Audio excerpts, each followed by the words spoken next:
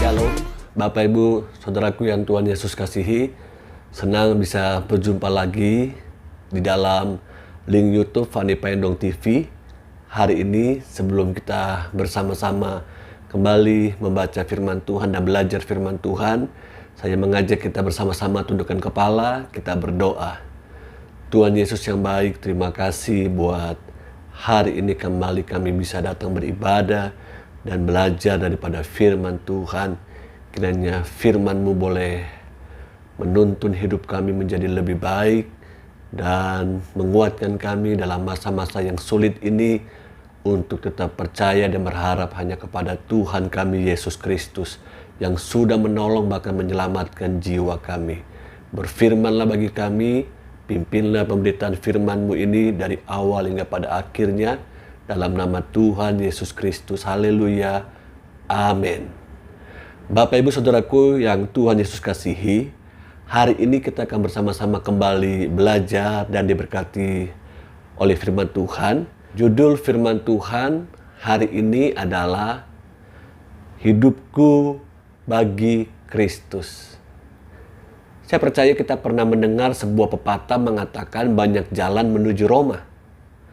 Pepatah banyak jalan menuju Roma itu ada karena Romawi sadar betul wilayah taklukannya itu diharuskan untuk menyetor semacam upeti kepadanya. Maka dia membangun jalan dan berbagai wilayah taklukannya itu untuk dapat menuju ke Romawi. Bagaimanapun caranya, daerah-daerah, negara-negara, wilayah-wilayah ditaklukannya mereka harus menyetor upeti. Dan caranya adalah maka pemerintah Romawi membangun jalan, menyediakan jalan supaya dengan mudah mereka bisa datang membawa upeti. Banyak jalan menuju Roma sama dengan artinya banyak cara untuk mencapai sebuah tujuan. Banyak cara untuk mencapai sesuatu yang ingin dicapai, yang ingin diraih, yang ingin didapatkan. Namun tidak dapat disamakan dengan hanya satu jalan untuk menuju surga. Banyak jalan untuk mencapai sebuah tujuan. Namun hanya satu jalan dapat menuju kepada kehidupan kekal, yaitu surga. Satu caranya yakni hidup dengan tujuan yang baru.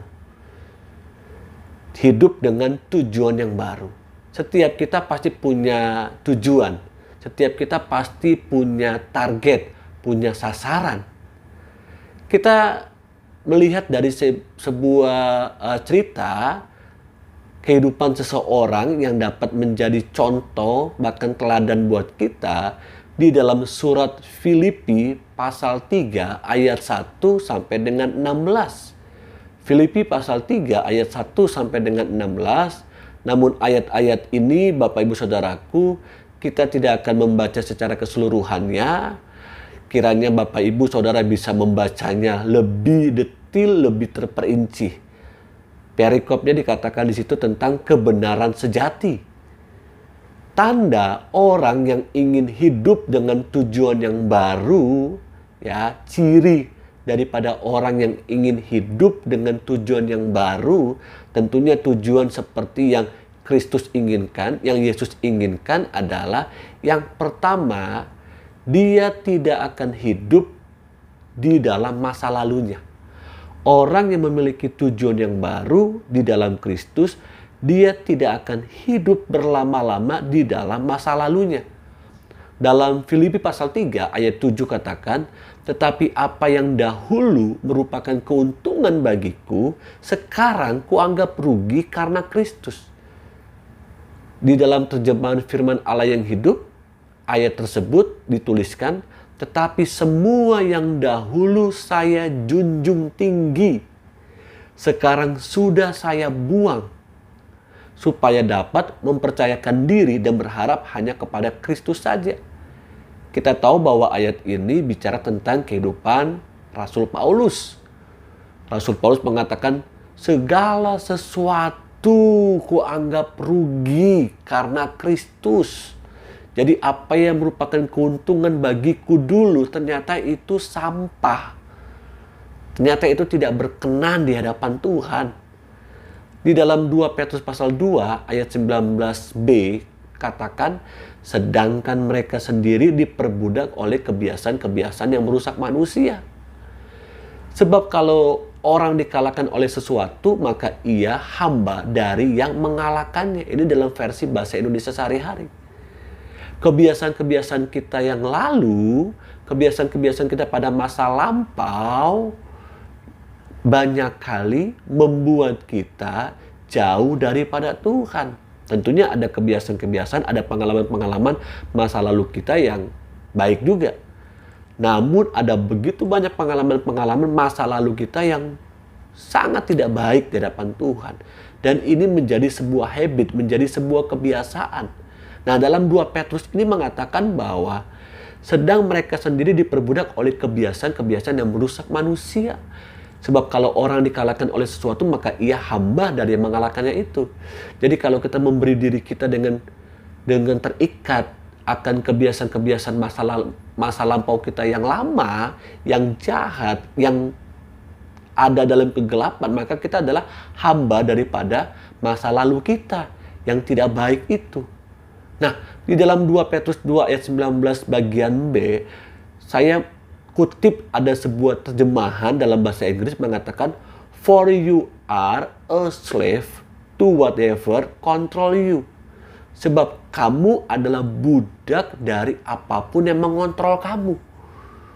Jadi jangan biarkan masa lalu kita yang tidak baik itu, yang hidup dalam kegelapan, masih mengontrol kita, masih menguasai hidup kita.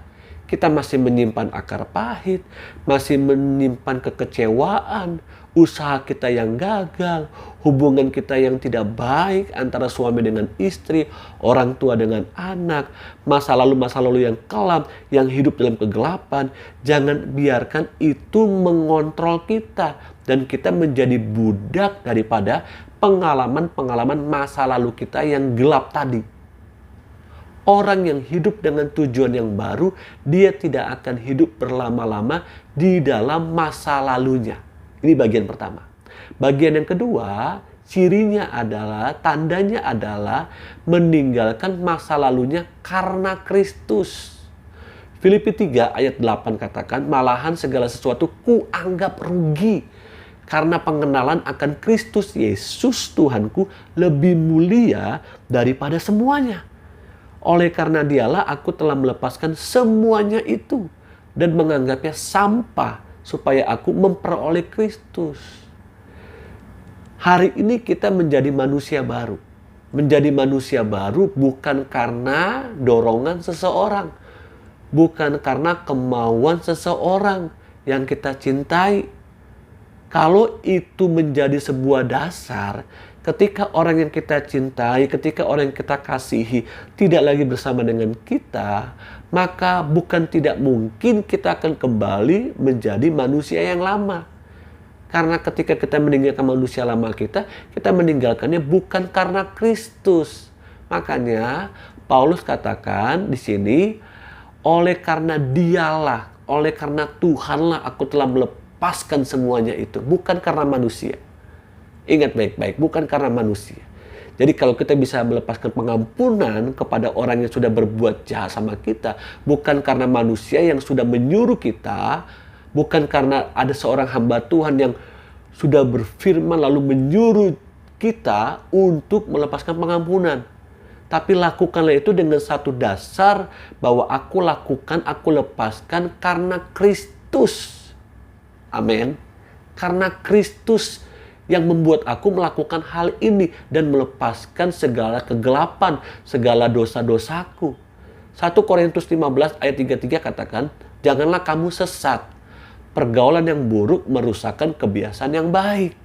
Jangan sampai apa yang kita sudah mulai, apa yang kita sudah bangun saat ini menjadi manusia baru, akhirnya kita kembali kepada perbuatan kebiasaan-kebiasaan yang lama. Karena apa? Karena kita membiarkan diri kita tinggal hidup bersama-sama di dalam komunitas yang sesat, komunitas yang tidak sehat, yang tidak hidup menjadi manusia baru, yang tidak hidup dengan tujuan yang baru, Bapak Ibu Saudaraku.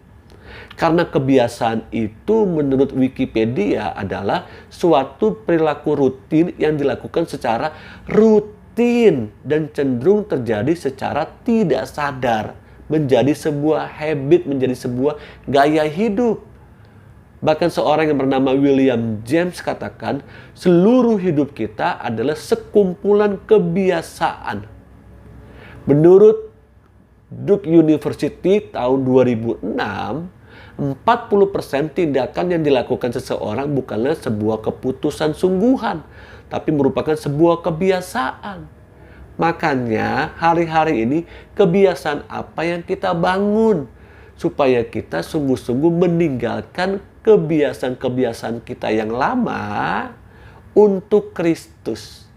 Kita tidak akan bisa meninggalkan kebiasaan kita yang lama kalau kita tidak memulai sebuah kebiasaan yang baru.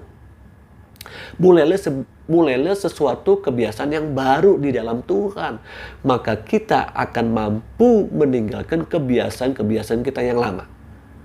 Yang ketiga, bagian terakhir, hidup dalam kebenaran Kristus. Orang yang punya hidup dengan tujuan yang baru di dalam Tuhan, dia akan hidup dalam kebenaran Kristus. Amin. Filipi 3 ayat 9 katakan, dan berada dalam Dia bukan dengan kebenaranku sendiri, karena mentaati hukum Taurat, melainkan dengan kebenaran karena kepercayaan kepada Kristus, yaitu kebenaran yang Allah anugerahkan berdasarkan kepercayaan. Di dalam dunia ini ada begitu banyak versi kebenaran. Namun kebenaran sejati hanya di dalam Kristus. Kebenaran karena kepercayaan kepada Kristus.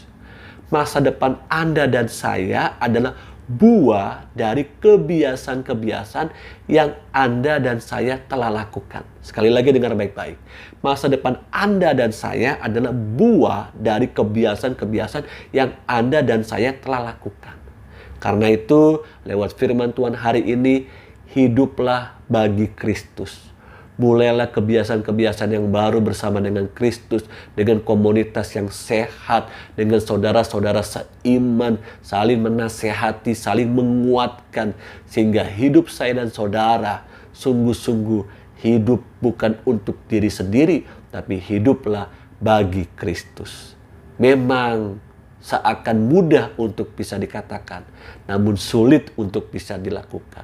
Kita minta Roh Kudus menuntun kita, menyertai kita, supaya hari-hari di depan ini, minggu di depan yang akan kita jalani, kita sungguh-sungguh boleh memulai sebuah kebiasaan yang baru di dalam Tuhan Yesus. Mari bersama-sama kita tundukkan kepala, kita berdoa. Tuhan Yesus, terima kasih buat firman Tuhan hari ini. Engkau ingatkan kami supaya kami sungguh-sungguh meninggalkan pengalaman masa lalu kami yang gelap. Dan kami meninggalkannya karena Kristus. Dan kami hidup dalam kebenaran Kristus. Tolong kami Tuhan, kami tidak mampu dengan kekuatan kami. Kami butuh kekuatan, pimpinan, kuat kuasa Roh Kudus. Kami sebagai seorang suami, sebagai seorang istri, sebagai orang muda, Tuhan tolong kami, hamba-hamba Tuhan, para pelayan umat Tuhan. Tuhan tolong kami. Karena itu Tuhan, kami tidak mau menyerah. Kami mau terus berjuang, finishing well sampai garis akhir. Kami mau mempertahankan iman kami, kepercayaan kami hanya kepada Kristus saja. Mari Bapak Ibu Saudaraku yang Tuhan Yesus kasih, angkatlah tanganmu dan terimalah berkat Tuhan. Terimalah kasih karunia Allah Bapa, cinta kasih sayang putranya Tuhan Yesus Kristus, pertolongan penghibur Allah Roh Kudus menyertai hidupku dan hidupmu hari ini sampai selama-lamanya Yesus datang kali yang kedua. Yang terima berkat Tuhan katakan bersama, amin, amin. Puji nama Tuhan. Silakan bagikan firman Tuhan ini kepada sesama, kepada keluarga kita, sehingga banyak jiwa boleh hidup bagi Kristus. Amin.